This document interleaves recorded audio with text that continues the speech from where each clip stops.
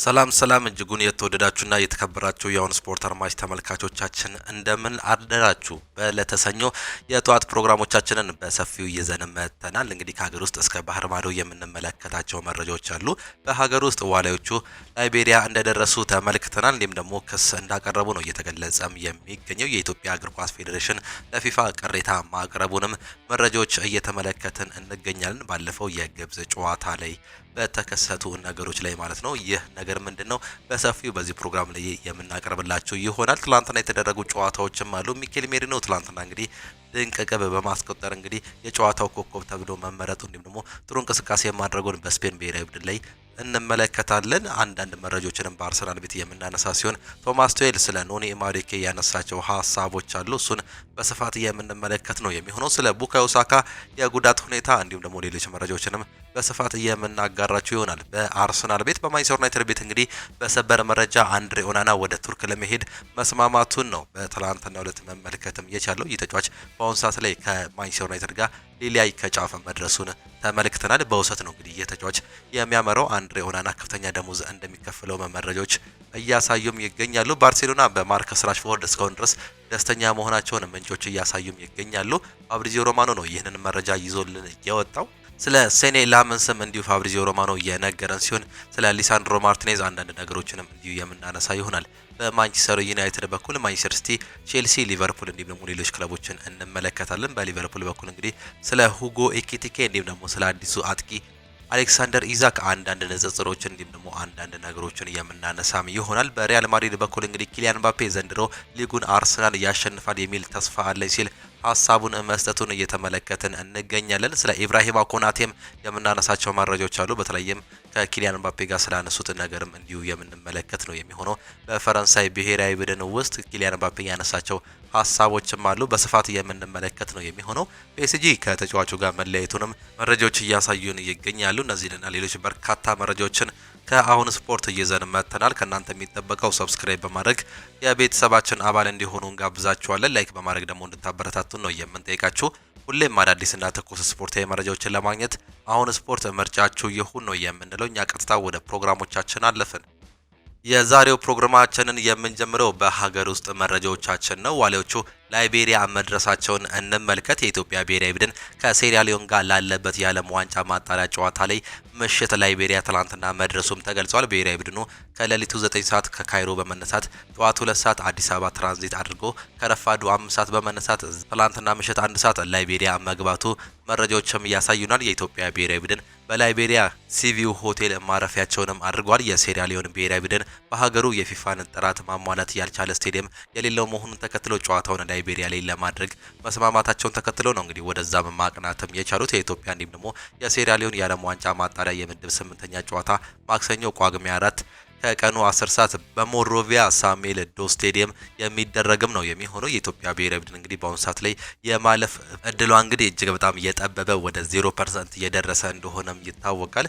በካልኩሌሽን እንግዲህ የኢትዮጵያ ብሔራዊ ቡድን ያልፋል ተብሎም አይጠበቅም። ነገር ግን ይህ እንደ ማሟያ ጨዋታ ሊሆን እንደሚችል በርካቶች እየገመቱም ይገኛሉ። እንዲሁ የኢትዮጵያ እግር ኳስ ፌዴሬሽን ለፊፋ ቅሬታ ማቅረቡ ነው የተገለጸው። ዋሊያዎቹ ከግብጽ ብሔራዊ ቡድን ጋር ያደረጉትን ጨዋታ ተከትሎ ፌዴሬሽኑ ፊፋ ክስ ማቅረብ ባወጣው መግለጫ ገልጿል። ፌዴሬሽኑ የግብጽ ብሔራዊ ቡድን የፍጹም ቅጣት ምት ሲገኝ ግብ ጠባቂው አቡበከር ኑራ ላይ አይኑን ሊረብሽ የሚችል መብራቶች አይኑ ላይ አድርገውበታል በማለትም አንስቷል። ከዚህም በተጨማሪ በጨዋታው ወቅት ለማየት እንደተሞከረው እንዲሁም ደግሞ በምስሉ ላይ እንዳያያዝ ነው የፊት መስመሩ ተጫዋች በሚያጠቁበት ጊዜ ድርጊቱ በተደጋጋሚ ሲፈጸምም ነበር። በተለይም እንግዲህ ከነአን ማርክና የቅጣት ምቶችን ሲሞክር እንዲሁም ሌሎች አጋጣሚዎች ላይ በተለይም የኢትዮጵያ ብሔራዊ ቡድን ፔናልቲ ሲገኝበት እንዲሁም ደግሞ ለማጥቃት ሙከራዎችን ሲያደርጉ እንግዲህ አይንን የሚረብሽ ሁኔታ በመፍጠር ሲያደርጉ እንደነበረም ተመልክተንም ነበር። የግብጽ ብሔራዊ ቡድን ደጋፊ ይህን ድርጊት በተደጋጋሚ ጊዜ በተለያዩ ጨዋታዎች ላይ ሲያደርግ ይስተዋልም ነበር። ፊፋ በዚህ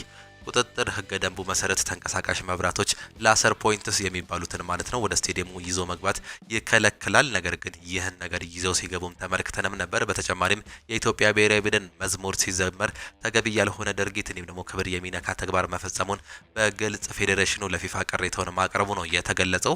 ፊፋ ከኢትዮጵያ እግር ኳስ ፌዴሬሽን የቀረበለትን ክስ ተመልክቶ በቀጣይ ቀናት ውሳኔ እንደሚያስተላልፍም ይጠበቃል። የኢትዮጵያ ብሔራዊ ቡድን እንግዲህ ይህንን ነገር አስመልክቶ ምናልባትም የፊፋን ሕግ አስመልክቶ እንግዲህ የሚጠቀምባቸው ነገሮች ባይኖርም የግብጽ ብሔራዊ ቡድን በከፍተኛ የገንዘብ ቅጣት እንዲሁም ደግሞ የነጥብ ቅጣት ሊጣልበት ሁላ እንደሚችል ነው መረጃዎች እንዲሁም ደግሞ ሕጉ የሚያሳየን። ከዚህ በፊትም እንግዲህ ሌሎች ሀገራቶች ከፍተኛ ቅጣት ተጥሎባቸው እንደነበር ተመልክተንም ነበር። ግብጽ ብሔራዊ ቡድንም እንግዲህ ይህ እድል ሊያጋጥመው እንደሚችል እየተገለጸም ይገኛል። የኢትዮጵያ እግር ኳስ ፌዴሬሽን እንግዲህ አንድ እርምጃ ወደፊት ከፍ ማድረግ ይህንን ነገር ውሳኔ ላይ መድረሱ እንዲሁም ደግሞ ትላንትና ቅሬታውን ማስገባቱንም እየተመለከትን ነው የምንገኘው።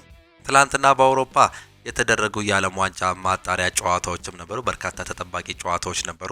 ጆርጂያ ከቡልጋሪያ ጋር ያደረጉትን ጨዋታ እንግዲህ 3-0 በሆነ ውጤት ማሸነፍ የቻሉ ሲሆን ክቪቻ ክቫራትስኬሊያ በጨዋታው ላይ ጎል ማስቆጠሩ ነው መመልከትም የቻልነው። ሜቄዶኒያ ሊቸንስተንን አስተናግዳ እንግዲህ 5-0 በሆነ ሰፊ ውጤት ያሸነፈች ሲሆን ሉቲኒያ ከኔዘርላንድ ጋር ያደረጉት ሌላኛው ተጠባቂ ጨዋታም ነበር።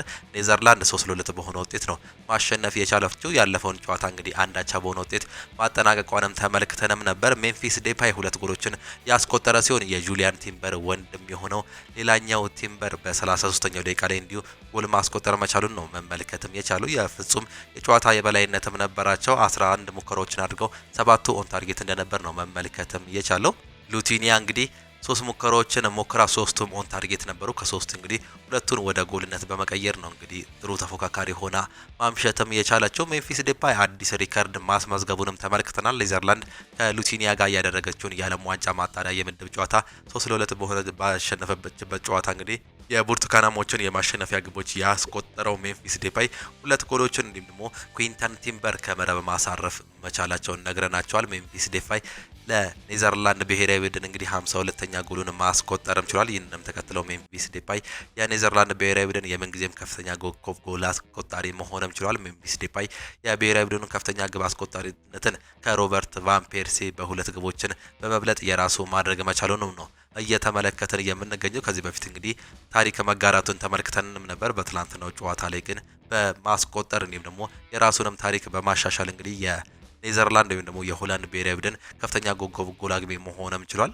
ሉክሰምበርግ ከስሎቬኪያ ጋር ያደረጉትም ጨዋታ ነበር። ከሜዳቸው ውጭ እንግዲህ ስሎቬኪያ 1-0 በሆነ ውጤት ማሸነፍም ችሏል። ፖላንድ ከፊንላንድ ያደረጉትን ጨዋታ 3-1 በሆነ ውጤት ፖላንድ ያሸነፈች ሲሆን ሮበርት ሌቫንዶቭስኪ በጨዋታው ላይ ማስቆጠርም ችሏል። እንዲሁም ደግሞ ማቲካሽ ሌላኛውን ጎል ማስቆጠር የቻለም ተጫዋች ነው። ቤልጂየም ከካዛኪስታን ጋር ያደረጉት ሌላኛው ተጠባቂም ጨዋታ ነበር። ቤልጂየም እንግዲህ ትላንትና 6-0 በሆነ ሰፊ ውጤት ማሸነፍ መቻላቸውንም ተመልክተናል። ኬቨን ደብረነ 2 ጎሎች እንዲሁም ደግሞ 1 አሲስት ማድረግ መቻሉን ነው መመልከት እየቻለው። ለቀድሞ የቡድን አጋሩ ጄሬሚ ዶኩ ነበር ሁለተኛውን ጎል እንዲያስቆጠር አሲስት ማድረግ የቻለው። የመጀመሪያው እንዲሁም ደግሞ 5ኛውን ጎል ደግሞ ማስቆጠር መቻሉን መመልከትም ችለናል። ጄሬሚ ዶኩ እንዲሁ በተመሳሳይ 2 ጎል ማስቆጠሩን በጨዋታው ላይ መመልከት እየቻልንበትም አጋጣሚ ነበር። ፍጹም የጨዋታ የበላይነት የነበራቸው ሲሆን 75% ቦል ፖሰስ ማድረግ ችሏል ቤልጂየሞች። እንዲሁም ደግሞ 25 ሙከራዎችን እያደረጉ ሲሆን 15ቱ ኦን ታርጌት ወይም ደግሞ ኢላማቸውን እየጠበቁ እንደነበር ስታቲክሳቸው ያመላክተናል። ኬቨን ዴብሬነ በትላንትናው ዕለት እንግዲህ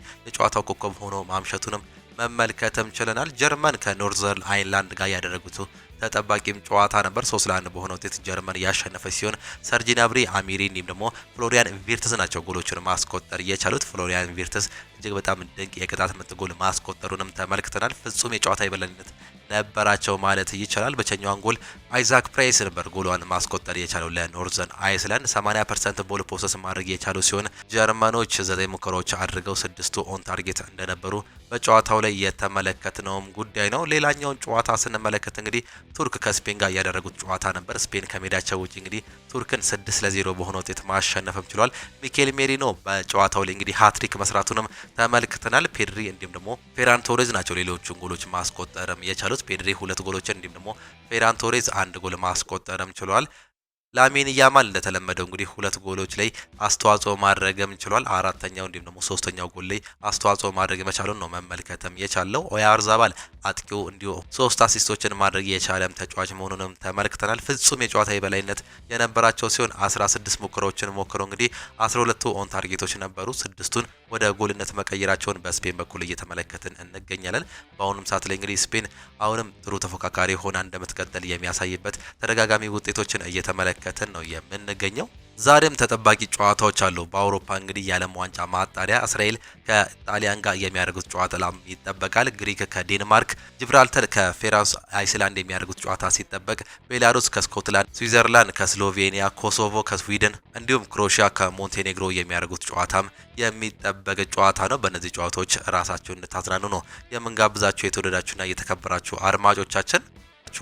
ከጨዋታ ጥቆማዎቻችን ወጣ ስንል ደግሞ ወደ ክለብ መረጃዎቻችን እንለፍ። ይህንን የተናገረው የእንግሊዝ ብሔራዊ ቡድን አሰልጣኝ ቶማስ ቱሄል ነው። ስለ ኖኒ ማዱኬ የተሰጣቸውን ሀሳቦች እንመልከት። ኖኒ ለእንግሊዝ ብሔራዊ ቡድን እጅግ በጣም አስፈላጊ ተጫዋች ነው። በምሽቱ ጨዋታ ቡድናችን ከሱ ይፈልግ የነበረውን ብቃት 100% አግኝቷል። እሱ ሜዳ ላይ ለቡድናችን መስጠት ያለበትን ሁሉንም ነገር የሚያስፈልገውን ነገር ሰጥቶናል። ከሱ ሜዳ ላይ ምንም የጎደለብን ነገርም የለም ሲሉም ተናግሯል። ኖኒ ብቃቱን በሚገርም ሁኔታ አሳድሶታል። ከዚህም በፊት ሜዳ ላይ የማውቀው ኖኒ ማዱኬ አንዳንድ ጊዜ በመልሶ ማጥቃት ወቅት ትኩረቱን ያጣ ነበር። አሁን ግን ይህ ነገር በፍጹም ተቀይሯል። እንደ ኖኒ ማዱኬ በመስመር ላይ የሚጫወት ተጫዋች ሁሌ በመልሶ ማጥቃት ተቃራኒ ቡድን ተጭኖ ለመጫወት ጨዋታው ላይ ሙሉ ትኩረት ማድረግ አለባቸው። በፊት እሱ ላይ እንደ ድክመት አመለከት የነበረው አንዳንድ ነገር ጊዜ ሜዳ ላይ ትኩረቶችን ያጣ ነበር። አሁን ግን ይህ ፍጹም ተሻሽሏል። እጅግ በጣም አስገራሚም ተጫዋች ሆኗል። እንደ አሰልጣኝ ከኖኒ ማዱኬ የምፈልገውን ብቃት እንደዚህ አይነት ብቃት ነው። ከሱ ጋር ሁልጊዜ እንዲህ ከተጫወተልን ከኛ ጋር በጣም አስፈላጊው ተጫዋቾቻችን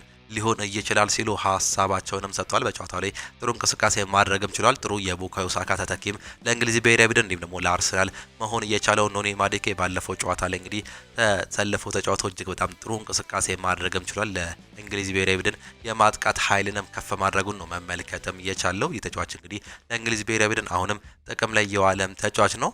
አልበርት ሳምቢ ሎኮንጋ በ300,000 ዩሮ የዝውውር ክፍያ ነው ወደ ሃምበርገር እየተዘዋወረው። እናም ከብቃት ጋር የተያያዙ ግርሻዎችም አሉት። ሃምበርገር ላለመውረድ በሚያደርጉት ትግል ላይ እንዲረዳቸው ነው ይህን ተጫዋች መውሰድ እየቻሉት ሲል ቢል ይዞት የወጣው መረጃም ያሳያል። ሳምቢ ሎኮንጋ በአሁኑ ሰዓት ላይ ወደ ሃምበርገር መሄዱን ተመልክተንም ነበር። አሁንም እንግዲህ ጥሩ ጥቅም ላይ እንዳሉ ነው እየተገለጸም የሚገኘው። ካሳለፍነው የውድድር ዓመት ጀምሮ የፕሪሚየር ሊጉ ምርጥ 10 ግብ እድል ፈጣሪዎች ስንመለከት እንግዲህ ቡካዮ ሳካ 21 የግብ እድሎችን በመፍጠር 3ኛ ደረጃ ላይ መቀመጥም ችሏል። ዲክላን ራይስ በ16 ክሬት ቻንስ እንግዲህ 6ኛ ደረጃ ላይ መቀመጡን ሁስኮርድ እያስመለከተን ይገኛል። ብሩኖ ፈርናንዴዝ በዚህ ደረጃ ላይ 1ኛ ደረጃ ላይ መቀመጡንም ነው እየተመለከተን የምንገኘው። ምንም እንኳን ከፍተኛ ጎል ማስቆጠር ባይችሉም በማንቸስተር ዩናይትድ በኩል ብሩኖ ፈርናንዴዝ ብዙ እድል የፈጠረም ተጫዋች እንደሆነም ነው መረጃዎች የሚያሳዩት። የቡድን ዜናን ደግሞ ስንመለከት ቡካዮ ሳካ ደግሞ ቤን ዋይት በጣም በቅርቡ ወደ ሜዳ ይመለሳሉ። ዊሊያም ሳሊባ ለማንቸስተር ጨዋታ የሚመለስበት እድልም አለ። እስካሁን ድረስ ክሪስቲያን ኖርጋርድ የተረጋገጠ ነገር እንደሌለ፣ ነገር ግን እንደዚህ አይነት መረጃዎችን እየተመለከትን እንገኛለን። ቡካዮ ሳካ ቀድሞ ሊገኝም ይችላል። የዊሊያም ሳሊባም ጉዳይ እንግዲህ እንዲሁ ሰርፕራይዝ ሊኖርበት እንደሚችል መረጃዎች በስፋትም ነው እያመላከቱንም የሚገኙት። አንድሬ ኦናና ወደ ቱርክ ለመሄድም ተስማምቷል። ካሜሩናዊው ግብ ጠባቂ አንድሬ ኦናና በውሰት ወደ ቱርኩ ክለብ ትራብዞንስፖር ለማምራት ከስምምነትም ደርሰዋል። ማንቸስተር ዩናይትድ ግብ ጠባቂውን በውሰት ለ1 ዓመት በመፍጠት ከስምምነት መድረሳቸው አይዘነጋም። አንድሬ ኦናና በሚቀጥለው ሳምንት አዲሱን ክለብ ለመቀላቀል ወደ ቱርክ ያመራል ተብሎ እንደሚጠበቅም ተነግሯል። በተጨማሪም የውሰት ውሉን የመግዛት አማራጭ ወይም ደግሞ ግዴታ አለመካተቱ ነው ፋብሪዚዮ ሮማኖ እያስነበበም የሚገኘው። ከዚህ በፊት ክለብ ለክለብ እየተስማሙ ሲሆን የተጫዋቹን ይሉኝታ እየጠበቁም ነበር። በስተመጨረሻም አንድሬ ኦናና ወደ ስምምነት መድረሱን ከማንቸስተር ዩናይትድ በመልቀቅ እንግዲህ የራሱን ቦታ ማግኘት እንደሚፈልግ መገለጹንም ተመልክቶ ተጫዋች ወደ ሌሎች ክለቦች የሚሄድን ፍላጎትም ነበረው። በተለይም ቁጥር 1 ግብ ጠባቂነቱን ከተነጠቀም በኋላም በአሁኑ ሰዓት ላይ ግን ክለብ ማግኘቱ እጅግ በጣም ለሱ አስደሳች መሆኑ ነው የተገለጸው። አንድሬ ኦናና ከፍተኛ ደሞዝም ይከፈላል። ካሜሩናዊ ግብ ጠባቂው አንድሬ ኦናና ማንቸስተር ዩናይትድን በውሰት በመልቀቅ ትራብዘንስፖርን ለመቀላቀልን ተስማምቷል። የቱርኩ ክለብ ትራብዘንስፖር በውሰት ቆይታው የአንድሬ ኦናናን ሙሉ የደሞዝ ክፍያ እንደሚሸፍንም ተገልጿል። በሌላ በኩል የአንድሬ ኦናና ደሞዝ በማንቸስተር ዩናይትድ ያገኘ የነበረው በእጥፍ ከፍ እንዲለትም ተገልጿል። አንድሬ ኦናና በማንቸስተር ዩናይትድ ቤት ሳምንታዊ 110,000 ፓውንድ እንደሚከፈለው ተገልጾም ነበር። በአሁኑ ሰዓት ላይ ወደ 200,000 ፓውንድ በሳምንት እንደሚከፈለው ዛ አትሌቲክስ እያስነበበም ነው የሚገኘው። በስተመጨረሻም እንግዲህ ማንቸስተር ዩናይትዶች ሴኔ ላመንስን ካመጡ በኋላ አንድ ግብ ጠባቂ ለመቀነስ ውሳኔ ላይም ደርሶ ነበር። ከዚህ በፊት እንግዲህ በክረምት የዝውውር መስኮት ምናልባትም የመውጣት ከፍተኛ እድል የነበረው አልታይ ባይንደርም ነበር። በተለይም የአንድሬ ኦናና ባለፈው የውድድር ዓመት ቁጥር 1 ግብ ጠባቂ መሆኑን ተከትሎ ነገር ግን ከፕሪሲዝን በኋላ ጉዳት ማስተናገዱን ተከትሎ አንድሬ ኦናና ወደ ቀድሞ ብቃቱ መምጣትም አልቻለም። ይባሱን ሆሎ እንግዲህ እጅግ በጣም የወረደ አቋም ማሳየቱን ተከትሎ አሰልጣኝ ሩበን አሞሪም በሱ ምትክ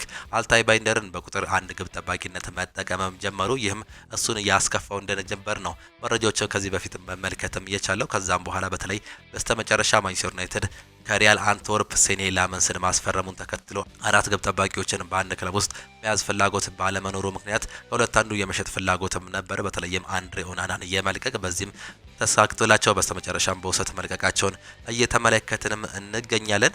ባርሴሎና በማርከስ ራሽፎርድ ደስተኛ መሆኑን መረጃዎች እያሳዩም ይገኛሉ። በርካታ የመረጃ ምንጮች ባርሴሎና የማርከስ ራሽፎርድ የውሰት ውል ቋሚ ለማድረግ እንዳሰቡ እየዘገቡ ይገኛሉ። ነገር ግን እንደዚህ አይነት ዜናዎች ከእውነት እየራቁም ናቸው። የካታላኑ ክለብ ባርሴሎና ማርከስ ራሽፎርድን በውሰት በማስፈረማቸው በጣም ደስተኞች መሆናቸው ፋብሪዚዮ ሮማኖ እየገለጸም ይገኛል። ጥሩ እንቅስቃሴ በካታላኑ ክለብ እያደረገ የሚገኘው ማርከስ ራሽፎርድ በዛው ቋሚ ውል ማግኘትም ይፈልጋል። ነገር ግን ይህ ነገር እስካሁን ድረስ ምንም የተረጋገጠ ነገርም የለም። ፋብሪዚዮ ሮማኖ ሲቀጥል ስለ ማንቸስተር ዩናይትድ እንግዲህ ሴኔ ላመንስ ወደ ማንቸስተር ዩናይትድ ሲመጣ ቋሚ ግብ ጠባቂ እንደሚሆን ምንም ማስተማመኛ አልተሰጠውም ነበር።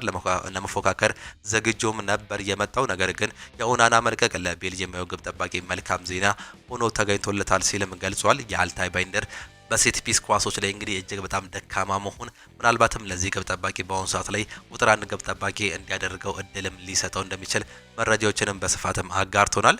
በአሁኑ ሰዓት ላይ እንግዲህ ማንቸስተር ዩናይትድ እጅግ በጣም የሚቸገርበት በተለይም የአማካይ የተከላካይ አማካይ ስፍራ ቦታ ነው። ቦክስ ቱ ቦክስ የሚጫወት ተጫዋች እንዲሁም ደግሞ ለቲሙ እጅግ በጣም ፈጠራን የሚያክል ተጫዋች እንዳጡም ይታወቃል። በዚህም የተነሳ የማንቸስተር ዩናይትድ የመሀል ክፍል እጅግ በጣም እየተዳከመ ነው። በክንፍ ሲያጠቁ በበርካታ ጊዜም ተመልክተንም ነበር። በአሁኑ ሰዓት ላይ ሊሳንድሮ ማርቲኔዝ መመለሱ እንግዲህ ምናልባትም በዛ ቦታ ላይ ሊጠቀምበት ይችላል የሚሉ መረጃዎች እየወጡም ይገኛሉ። ሊሳንድሮ ማርቲኔዝ ከጉዳቱ ሙሉ በሙሉ ቢመለስ እንዲሁም ደግሞ በ6 ቁጥር ቦታ ቢሰለፍ ከማኑኤል ኡጋርቴ እንዲሁም ከካርሎስ ካሴሜሮ የተሻለ ብቃት ያሳየን ይሆን የሚሉ ጥያቄዎች እየተነሱም ይገኛሉ። ሊሳንድሮ ማርቲኔዝ በአጫወቱ ፈጣን በባህሪው እልህኛ እንዲሁም ደግሞ ኳስን ለመቀማት ፕሬስ ለማድረግ የማይታክት ተጫዋች እንደሆነም ይታወቃል። ጨዋታዎችን በሚገባም ያነባል። በሜዳ ውስጥ ሊፈጠሩ የሚችሉ አደጋዎችን አስቀድሞም ይገምታል። እናም ታክሎችን ለመግባት የማይፈራም ተጫዋች እንደሆነ ከዚህ በፊትም በተደጋጋሚ በማንቸስተር ዩናይትድ ቤት እንዲሁም ደግሞ በአያክስ ቤትም አስመስክሮታል። ጥሩ በሚባል ደረጃ ኳስን ተቆጣጥሮ የመጫወት ችሎታም አለው። በግፊትም ሆነ ውስጥ ኳስን እንዲሁም ደግሞ መስጠት ማቀበልም ይችላል። የረጅም ኳስ አሰጣጡ ጥሩ የሚባል እንዲሁም ደግሞ ብዙ ጊዜ የሚሳካለትም ነው። እናም ለመሃል ሜዳ ክፍሉ መነቃቃትን ያመጣል ተብሎ ተስፋ እየተደረገም ይገኛል። በተለይም የተከላካይ ስፍራው በነ ሉክሾ እንዲሁም ደግሞ በሌሊ ዮሮና ሃሪ ማጌር ማቲያስ ደሊት መጠናከሩን ተከትሎ ወደ መሃል የዲፌንሲቭ ሚድፊልደርነት ቦታ ላይ እንደ አማራጭ ሊመለከቱት እንደሚችሉ እየተገለጸም ይገኛል። አሰልጣኝ ሩበን አሞሪም ምናልባትም ከማኑኤል ኡጋርቴ እንዲሁም ደግሞ ከካርሎስ ካሴሜሮ አስቀድሞ ሊመለከተው የሚችለው አጋጣሚ እንዳለ በርካቶች እየገለጹም ይገኛሉ። ማንቸስተር ዩናይትድ ሲፈልግ የነበረው ካርሎስ ባለባ ከሚያቀርባቸው አገልግሎቶች ውስጥ ማርቲኔዝ 85% ያህሉን ሊሰጥ እንደሚችል ቅድሚያ ግምቶች በአንዳንድ ጋዜጠኞች እየወጡም ይገኛሉ። ኳስ መንጠቅ ላይ ጠንካራ ተጫዋች ነው። ወደፊት የሚያደርጉ ቅብብሎች እንዲሁም ደግሞ በተከላካይ አማካይ ክፍል ላይ የሚያደርጋቸው አገልግሎቶች እጅግ በጣም ጥሩ ሊሆን እንደሚችል ነው እየተነሳም የሚገኘው። ባለፈው እንደተነገርነው እንግዲህ በጨዋታዎች በአያክስ ቤት እያለ የ6 ቁጥር ሚናን ይዞ በርካታ ጨዋታዎችን ማድረጉም አይዘነጋም። የ6 ቁጥር ቦታ ላይ እሱ ቢጫወት እንዲሁም ደግሞ የሱን የተከላካይ ስፍራ ክፍል ሉክሾ የሚጫወትም ይሆናል። በዛ ቦታ ላይ ደግሞ ተቀያይረው የመጫወት አጋጣሚም ሊፈጥርባቸውም ይችላል። ይህም ምናልባት ሊሳንድሮ ማርቲኔዝ እንደ አንድ አማራጭ በዲፌንሲቭ ሚድፊልደርነት ሊመለከቱትም ይችላሉ አሰልጣኝ ሩበን አሞሪም የሚል ቅድሚያ ግምቶች እየወጡም ነው የሚገኙት። በዘንድሮ ሲዝን በጣም አስፈላጊው ግብ ወይም ደግሞ ፍላጎትህ ምንድነው ተብሎ ተጠይቆ ነበር። ግብጻዊ ተጫዋች ኦማር ማርሙሽ በተመጨረሻ የፕሪሚየር ሊግ ዋንጫውን ለማሸነፍ በዚህ ውድድር ዘመን በተቻለ መጠን መወዳደር እንዲሁም ደግሞ የፕሪሚየር ሊጉን ማሸነፍ እፈልጋለሁ ሲል የራሱንም ሀሳብ መስጠት ችሏል። በእርግጥ ያለፈው የውድድር ዓመት እጅግ በጣም ከባድ እንደነበር ተመልክተናል። በዚህ ዓመት ግን ተሻሽለናል ብለን ተስፋ እናደርጋለን። ከዚህ በላይም እንሻሻላለን፣ እንዋሃዳለን፣ እናም የፕሪሚየር ሊጉን ዋንጫ ማንሳት እንፈልጋለን ሲል የራሱን ሀሳብን መስጠትንም ተመልክተናል። ሁጎ ኤኬቴኬ ይናገራል። ከአሌክሳንደር አይዛክ ጋር ከባድ ፉክክር ይኖረናል ሲል ነው እየገለጸም የሚገኘው። ፈረንሳዩ የሊቨርፑል አጥቂ የሆነው ሁጎ ኤኪቲኬ በሚቀጥለው ጊዜ ከአሌክሳንደር አይዛክ ጋር ከባድ ፉክክር እንደሚገጥመውም ገልጿል። ምርጥ ቡድን ነው፣ ስትጫወት ከምርጥ ተጫዋቾች ጋር እንደምትፎካከር መጠበቅም አለበት ሲል ሁጎ ኤኪቲኬም ተናግሯል። አሌክሳንደር አይዛክ መምጣቱ ያስደስታል ያለው ሁጎ ኤኪቲኬ ከባድ ፉክክር ይሆናል፣ ነገር ግን በአሰልጣኙ አስቸጋሪ እስከሚሆን ድረስ ጥሩ ለመሆን ያስነሳሳኛል ሲል ሀሳቡንም ገልጿል። በአሁኑ ሰዓት ላይ ጥሩ መንፈስ ላይ ነው የሚገኘው፣ እሱ መምጣቱ ለኔም እጅግ በጣም ያበረታኛል ሲል የራሱን ሀሳብ መስጠቱንም ተመልክተናል። ኤሚል ክራፍት የአሌክሳንደር አይዛክ በብሔራዊ ቡድን እንዲሁም ደግሞ በኒውካስል የቡድን አጋር የሆነው ሀሳቡንም ይሰጣል። መገናኛ ብዙሃን የመልበሻ ክፍል እንደሚከፋፈል ይገልጸዋል። ይህ በእርግጠኝነት ትክክል አይደለም። እግር ኳስ ተጫዋች እርስ በርሳቸው ይግባባሉ። እናም በሱ ሙያ ውስጥ መልካም እድል ብቻ ነው የምንመኘው። ይህም ለሱ ጥሩ እያደርገዋል ሲል ሀሳብ መስጠታቸውንም እየተመለከትን እንገኛለን። ኪሊያን ምባፔ ዘንድሮ ሊጉን አርሰናል ያሸንፋል የሚል ተስፋ አለኝ ሲል የራሱንም ሀሳቡን ሰጥቷል። የሪያል ማድሪዱ የፊት ተጫዋች የሆነው ኪሊያን ምባፔ በዚህ ውድድር ዓመት የፕሪሚየር ሊጉ ተፎካካሪ ማን ሊሆን እንደሚችል የራሱን ቅድሚያ ግምትም ሰጥቷል። ሊጉን ማን ያሸንፋል ተብሎ እንደሚጠበቅ የተጠየቀው ኪሊያን ምባፔ ሊቨርፑል ሁልጊዜም የአሸናፊነት ግምት አለው በማለት የተናገረ ሲሆን አክሎም በዚህ ዓመት አርሰናል ላይ ትልቅ ተስፋ አለኝ ያለው ምባፔ ምክንያቱም ተጫዋቾቻቸው ለረጅም ጊዜ አብረው የቆዩ ናቸው፣ በዚህም ሊያሸንፉ ይችላሉ ሲል ተደምጧል። በተጨማሪም ማንቸስተር ሲቲ በፔፕ ጋርዲዮላ እንዲሁም ደግሞ ኤርሊንግ ብሮት ሃላንድ ሁልጊዜም ተፎካካሪ ናቸው ሲል የራሱን ሀሳብ መስጠቱን፣ ነገር ግን እኔ የምገምተው አርሰናል ሊያደርገው ይችላል ሲል ሀሳቡንም ሰጥቷል። ሪያል ማድሪድ በተጠናቀቀው የክረምት የዝውውር መስኮት ለኢብራሂማ ኮናቴን ከሊቨርፑል ለማስፈረም ፍላጎት አሳይቶ የነበረ ቢሆንም በወቅቱ ሊቨርፑል ለድርድሩ በሩን ክፍት ማድረግ አልፈለገም ነበር ሲል ፋብሪዚዮ ሮማኖ እየገለጸም ይገኛል። ሪያል ማድሪድ በሚቀጥለው ክረምት ለማስፈረም በዝርዝሩ ውስጥ ያካተታቸው ተጫዋቾች መካከል ኢብራሂማ ኮናቴ ይገኝበታል። በእርግጥ ይህ እውነት መሆኑን አረጋግጥላቸዋለሁ ሲል እየተናገረ ሲሆን ኮናቴ በአሁኑ ሰዓት ላይ ከሊቨርፑል ጋር ምንም አይነት የኮንትራት ማደስ ስምምነት የለውም ሲል ፋብሪዚዮ ሮማኖ ማረጋገጡንም ነው እየተመለከትን የምንገኘው። ፖል ጆይስም ስለዚህ ተጫዋች ሲቀጥል እንግዲህ ኢብራሂማ ኮናቴ በሊቨርፑል የሚኖረው የወደፊት እጣ ፈንታ አሁንም ግልጽም አይደለም። ተጫዋቹ አሁን ላይ ከሊቨርፑል ጋር በኮንትራት እድሳት ዙሪያ እየተነጋገረ የሚገኘው ምንም እድሳትም የለም። በሌላ በኩል ሪያል ማድሪድ ተጫዋቹን በሚቀጥለው ክረምት በነፃ ለማስፈረም ከፍተኛ የሆነ ፍላጎት ያለው ሲሆን ሊቨርፑልም በአንጻሩ ተጫዋቹን ማቆየት ይፈልጋል። ሆኖም ተጫዋቹ ማቆየት ካልፈለገ ክለቡን አይከለክለውም። በዚህ የተነሳ የመለቀቅ እድሉ ሰፊ ነው ሲል ፖል ጆይስም እየዘገበም ነው የሚገኘው። ጁድ ቤሊንጋም ከጉዳቱ አገግሞ ወደ ሜዳ ሲመለስ ከፍራንኮ ማስታንቱኖ አሊያም ደግሞ አርዳ ጉለር አንዳቸው ወደ ተጠባባቂነት ሊወርዱ እንደሚችል እየዘገበም ይገኛል። በእርግጥ በአሁኑ ሰዓት ላይ የአርዳ ጉለር በዣቪ አሎንሶ ስር እጅግ በጣም ደማቅ መሆን እንዲሁም ደግሞ ማሸበረቅ ወደ አሰላለፉ ይቀነሳል ተብሎ የሚጠበቅ ተጫዋች አይደለም። ምናልባትም ፍራንኮ ማስታንቱኖ እንግዲህ ወደ ቤንች የመውረድ እድል እንዳለው እየዘገበም ነው የሚገኘው።